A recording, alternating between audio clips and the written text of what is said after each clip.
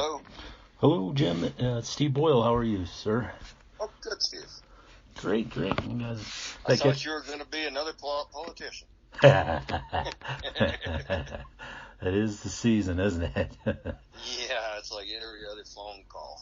Oh. So, catch you at an okay time, or? Well, yeah, we always have an okay time. You're paying me. Yeah, good. The house itself is a nice house. My concerns, one, again, we talked about this in the last house. There's no vapor barrier under the siding. And they didn't do it at that age. But above the porch, the siding there has moss growing out of it. Oh, out of the siding. Okay. Out of the siding, yep. And also the roof, the porch roof has a lot. The main roof has a little. But I really think what's going on, and I'm not the guy that diagnoses it, but I'm pretty sure what's going on is all they have is upper roof venting. Uh-huh. So, especially on the north side, that wet, moist air gets trapped and it can't go anymore. Oh, sure. So we're supposed to have lower roof venting, usually soffit venting. Sometimes they put it in the gables. Soffit's better. But, and even like that porch roof, now what we would do is put some lower roof venting and a couple of high vents on it to let the moisture out. And I really think what's happening is the moisture is getting trapped. It's traveling up the wall underneath that flashing, and then it's blowing out the siding. That siding's actually pulled loose there. Oh, I think it's actually a back pressure unit. Actually a what? So, I'm sorry? The back pressure from that moisture going up there, it's finding its way out. Got you it. can almost look like, they'll be pictured, but it almost looks like it's spilling out, and that's what got on the roof. So it's pretty evident that area's been really wet. Got it. The north side, in Colorado, we don't see moss or mold on a roof. Yeah. I grew up in Wisconsin. We see it there on the north side all the time. Sure. But it's a venting issue. So getting more venting, and they have enough ridge venting, but we need to get something down low. Well, the roof has been beat up for a couple of decades now. Okay. Normally, in 2006, they started requiring drip edge flashings. You don't have them. And when we look in the attic, you can't see where any nails have been pulled out. So I believe that's an original roof. You can't see where any nails have been pulled out. I see what you mean. Yeah, I see what you mean. Normally when they strip a roof, you see the old nail hole. We didn't see it. Okay, but it has drip edge, but it doesn't have drip edge flashing. Is that? Or it doesn't have the drip edge flashing. So basically, what we do is we put a 2-inch angled flashing at all of the soffits, at all of the gables. Yeah, the drip edge. That helps prevent. The drip edge. Yeah. And that's strange. we put it on the gable and also down by the gutters. I'm surprised. You don't have it. So I know the roof's older than 2006. Okay. But when we see no nails, then it's like, I think this is the original roof. Okay. So, rules were way different in 95 because all those things are prevent what we're seeing, moisture problems. Yeah. So, it basically needs a roof. Yeah, that porch probably is going to have to be sheathed. And they got to get some venting all the way around, and then the siding needs to get fixed where it has its problems. And when you say sheath on the porch, are you speaking of the siding mainly, or? No, when they pull the roof off, the plywood or the plywood sits on top of the trusses. The decking, Yeah, because of all that moss there, we know it's been wet, so they're probably going to have to replace some of it. Which, it's very common to have to replace some when you do a roof. Okay, yeah, that makes sense so to me. So that doesn't surprise me, and basing that side with no venting, it's like, I can almost be a given that you're going to have to do something. Thanks, Jim. So on the siding, is that something you see more of with that age house where they didn't require the vapor barrier? Is this something you're seeing more and more of nowadays? For me to see moss, if I see it once a year, that's a bad year. Oh, wow. We don't see it. So you see it twice? I'll use this in my teaching, put it that way. Oh, wow.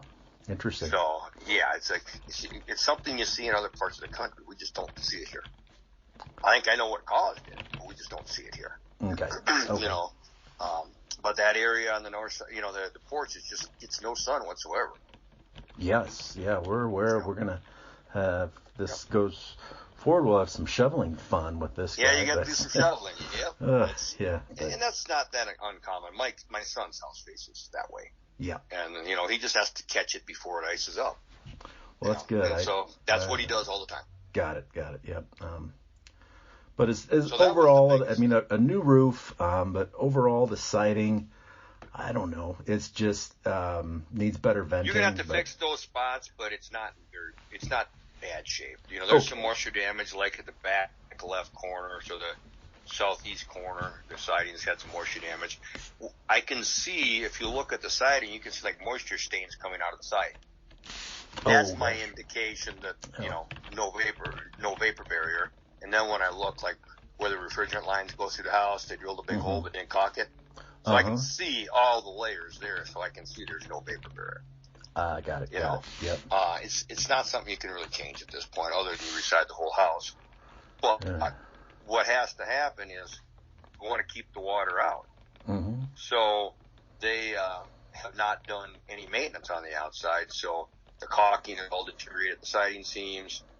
You got some penetrations that they never caulked up. So the house really needs to be caulked and painted. Got it. Caulking. And then above the porch, you're going to have to replace some siding because it's really rough. But most of the rest of it's in decent shape. You don't want to go too long. But they haven't caulked the windows, so a lot of the years I'm seeing the moisture come out. Mm-hmm. It's below windows. Well, the moisture gets in at the windows, and then it comes out that siding down below.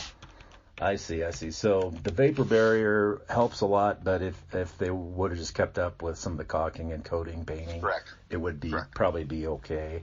It's like now we use a drainage system, but back then they were just using a face barrier. Basically, they're trying to keep all the water out. Got it. And so like now, and I wrote it as a defect, but you're not going to change it. Mm-hmm. The siding is basically contacting the windows. On the top. Mm-hmm. There's supposed to be a gap there. But because there's no vapor barrier, you basically don't want a gap. You don't want a gap. Because, we're just trying to keep everything out. It means you got to caulk more often. Right. Yeah, I was just going to say. But that's what you have to do. Yeah, you just got to keep up with that caulking. Yep. Okay. Yeah, because the way a vapor barrier works, any water gets behind it, runs down, and then comes out at the next piece of siding. Well, this is coming out 6, 8, 10 pieces down, so that water's traveling. Mm-hmm. So it's like, I got to shut that water off. Sure. So if you shut it all, if the guy seals it all up with caulking and everything, what about existing moisture? Does that have somewhere to escape then, or? Well, at that point, I mean, in Colorado, usually fairly dry. That's right. Yeah, it'll make its way out. Other places, maybe. Okay, but, that makes I mean, sense. you look, all the houses in the neighborhood are the same construction. Yeah. And you don't see this issue in a lot of them because the paint looks a whole lot better. They kept up on all that stuff. Got it. Yeah. This house, they didn't. Got it. So it's needs paint. Needs a roof. Oh, you drive? Oh, hold on 1 second, please. Yep. Okay. Sorry about that. No problem. But okay. So that was the biggest issue. Big things. Soils eroded from beneath the porch. Soils eroded from beneath the patio. Well, the patio is probably because they have the downspout tilted up and wired up, so meltwater gets dumped right in the patio. I saw that too. Yeah, okay. And then they have subsurface drains that I couldn't find with the daylight. They didn't daylight, yeah. Okay. So, and they might have at one point, but, by the time everything grows up over them. But, so that's typically what causes that stuff. The water's dumping by the house and, the soil erode. Yeah, otherwise it's got a pretty good slope. I guess you would think it would all make it the away. House has a pretty decent slope. That's the good news. It's, usually when we have houses like that, if they shed the water, that's a big issue that we don't have. But, so we had some things like that. You have a 2013 furnace and air conditioner. They're both filthy. But, they're not that old. Look like a 2019 water heater. When they replaced the water heater, they're supposed to put a thermal expansion tank above it. Yeah. Because what happens is you have a pressure regulator, which works as a backflow. So when they heat the water up, it expands. It has to have someplace to go. That's code now. Used to be we pushed it. Yeah, it has been for a while. Just so it tells me they probably didn't pull a permit to do it. Got it. Which we see that a lot. Yep, that makes sense. But doesn't make it right, but we see it a lot. Okay, well, that's good to know. 2019. Okay. The fireplaces all need a full service. The main level and the basement would not turn on for me. The pilot's on, but they didn't come on with the switch. Okay. A lot of times we find it's the light switch. Oh, interesting. Because there's a little temp sensor that sits in the pilot light. It puts out milliamps. It's a tiny current. And if there's any dust, any corrosion at all on that switch that turns it on and off, they don't turn on. A lot of times I can flip that switch back 10, 12 times, and I can make them come on. But I don't do that because then you fixed it, and then people are going to say, works just fine. And it's like, well, you still have other problems. Right. You know, they're filthy. They got white glass. They need to be serviced. Okay. But I don't expect that to be a big deal. I'm thinking they're going to put a switch in and that part's fixed because we see it all the time. Okay, got it.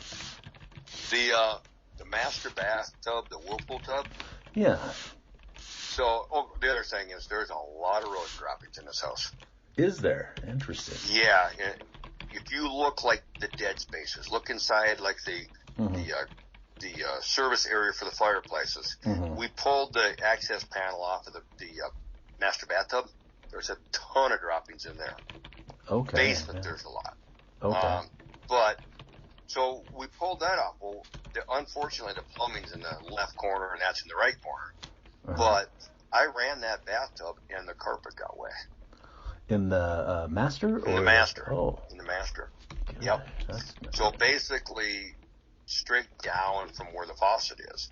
So I don't know if something is not soldered good, broke there, what's going on. But, you know, we filled the bathtub up and I looked down and the carpet's all wet. Okay. When they fix that, you can also have them bond. There's supposed to be a ground wire that goes from the Whirlpool pump to the hot and cold water line. They don't have it. It's a safety feature. A ground But if you're working on the faucet, they can easily do it there. That's a ground wire, is that it? Yeah, it's called a bond. Bond. Got it. Yeah.